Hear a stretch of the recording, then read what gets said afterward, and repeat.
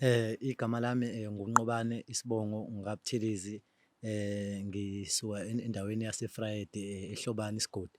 Ngise-Pietermaritzburg ngokokufunda nanangamathuba omsebenzi-ke emakhaya ayabheda, so ngiza ngapha-Maritzburg. So ngizoxoxa nje ngestori sami, ngagileka, ngigilwa intombazane. So bengumjida nje ozwana nabantu kakhulu, ngathola omunye usisi. Mangimthola usisi, sizwane nje naye kakhulu, sineminyaka emibili naye sijola nje naye. So shuthi usisi mangabe ngizwana naye ngijola naye agcine azana nomngani wami ngoba vele mangabe ngimlanda ngihamba nomngani wami begcine bezwami. So nginakho ukuthi mhlambe ngibashiye endlini bey'hlalele endlini, bexoxe mhlawumbe nami ngisaphumile ngoba vele sebeyazwana vele. Shuthi ngelinye ilanga-ke shuthi sigcine nasenza izinto zabantu abasuke bejola. Shuthi usisi abambe isisu, akhulelwe.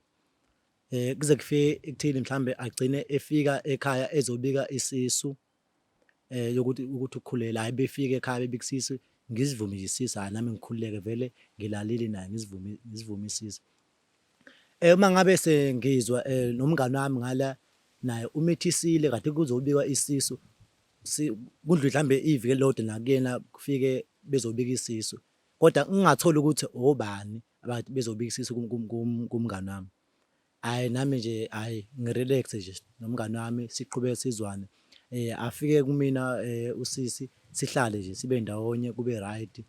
Kuze kufike isikhathi khona la khona ingane semele ayoteta usisi. Hhayi atete nje usisi, hhayi ngimnakekele nami ngithenge iy'mpahla zey'ngane, sihambe siyombona esibhedlela nabazali, hhayi kube right. Kuthi ngelinye ilanga nje nami ngiy'hlalele, sho umngani wami ashiye ifoni ayi-charge-ile nje, athi usaya e-mall, eScottsville e-mall. So hhayi nami ngihlala kanti ngithi hhayi ngisacela ungibukisa nje kunento engifuna ukuyi-check-a la kuwena. Anginike ifoni yakhe, shuthi anganaki, hhayi ngithathe ifoni ahambe.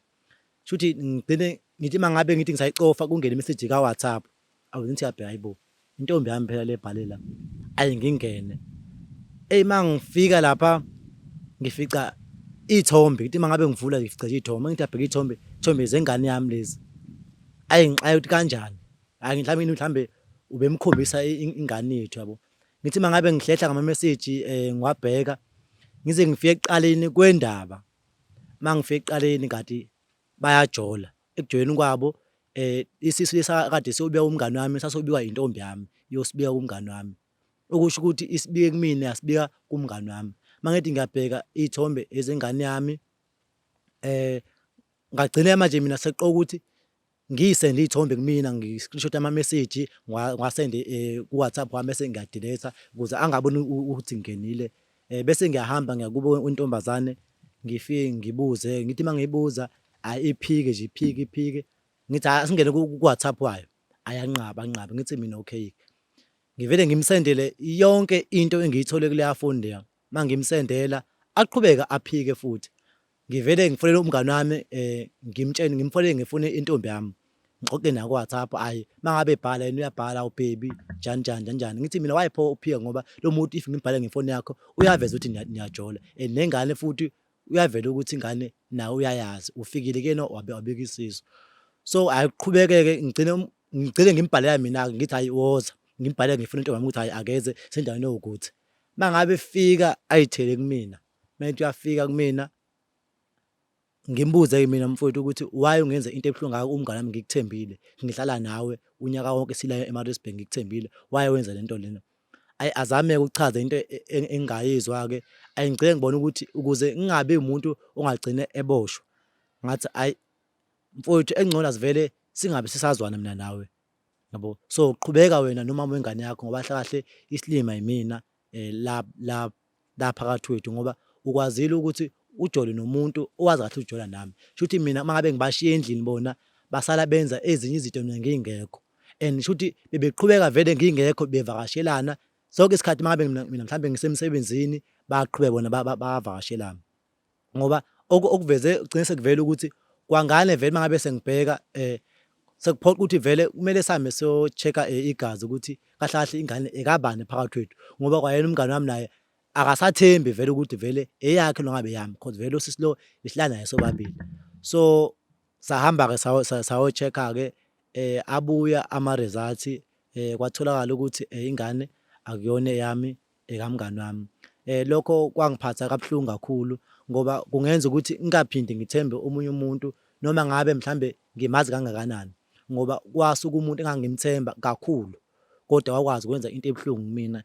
Kubuhlungu nje kakhulu ukuthi yonke le minyaka le ngiphila nomuntu kanti yena ungidla iy'thende ngemuva, ujola nomuntu engithandana naye and sebeze banengane. Kubuhlungu ngoba sengize ngathola ukuthi ingane akuyona eyami, yize mhlambe ngithenge iy'mpahla, ngathenga zonke iy'dingo zengane ngizenzile, kodwa mase ngizwa manje ukuthi ingane akusiyo eyami kubuhlungu kakhulu. Ngiyafisa nje ukuthi kubo bonke abantu uma ngabe wazi unomngani, ungalike mhlambe uze umshiye nomuntu wesifazane mhlambe umuntu osuke ujola naye ngoba izimo ey'kanje ziyenzeka. Ngiyacela ukuthi nabo abantu besifazane ukuthi bengenzi izinto ezibuhlungu kanje ngoba zisiphatha kabi. Nathi singabantu besilisa sibuhlungu emoyeni ukuthi uma ngabe uzokhona ukulala nomuntu engisuke mina ngizwana naye, nize nimithisane. So ukuthemba umuntu sizobathemba kodwa manje asithole indlela yokuthi noma ngabe uyamthemba awukwazi ukumshiya nomuntu wakho endlini, mhlambe angabe esa-WhatsApp-a nomuntu wakho ngoba ekugcini kosuku bazophinde benze lento lena ungekho ngoba uzobashiya ngokubathemba kwakho. So ngiyacela ukuthi wonke umuntu ay'nike nje isikhathi sokuthi angalenzi iphutha elifana naleli ngoba indlela engibuhlungu ngayo emoyeni, ngibuhlungu yingakho ngoba ngize ngafika la ngoba umoya wami ubuhlungu kakhulu ngoba ayikho into engingayenzanga ngenzela ingane, zonke iy'dingo ngizenzile bese kushoda ukuthi mhlambe ngibe umuntu mhlambe oyohlawula ingane. Kodwa ngiyabonga ukuthi ngithole lokhu ngingakakwenzi kakhulu ukuthi mhlambe ngize ngikhiphe iy'nkomo nani nani ukuze ngihlawule ingane ukuthi sheshe ngikuthole ukuze nami ngikwazi mhlambe ngiqhubeke nempilo. Kodwa nje ngibuhlungu emoyeni ukuthi ngenzeke into ebuhlungu kangaka umuntu okufanele bengimthemba and nomuntu bengimthemba wesilisa bewumngani wami, ngibiza ngomngani, ngihlezi nginaye naye support-ana kanti yena uyasala ngapha wenza into ebuhlungu emoyeni.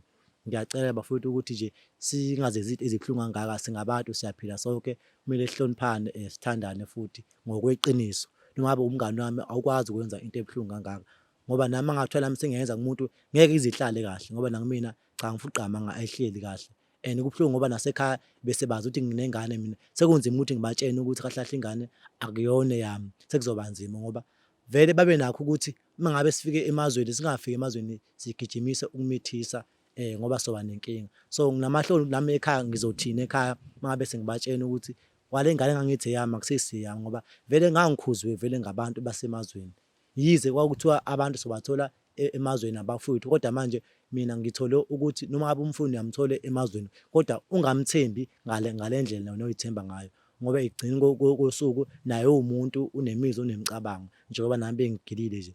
Cha ngigilekile kakhulu nje emoyeni nasempilweni and ngisasekude mhlambe ngigcine ngiba naye nomuntu wesifazane ngoba ithemba nje impela lisangiphelele. Kuthatha isikhathi ukuthi ngihlangane nomuntu wesifazane mhlambe sakhe uthando, indlela engigileke ngayo impela ngiyabonga nje kakhulu.